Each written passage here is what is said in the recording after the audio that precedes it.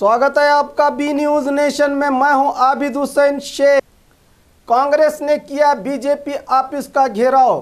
बीजापुर जिला युवा कांग्रेस समिति की ओर से केंद्र की मोदी सरकार पर राष्ट्रीय बैंकों में रहे किसानों के कर्ज माफ न करने, हर वर्ष 1 करोड़ बेरोजगार नौजवानों को नौकरियां देने के नाम पर धोखा और महादायी जल विवाद के होराट में राजनीति करके कर्नाटक की जनता के साथ विश्वासघात करने को लेकर विरोध और कड़ी निंदा करते हुए आज बीजेपी ऑफिस का घेराव किया।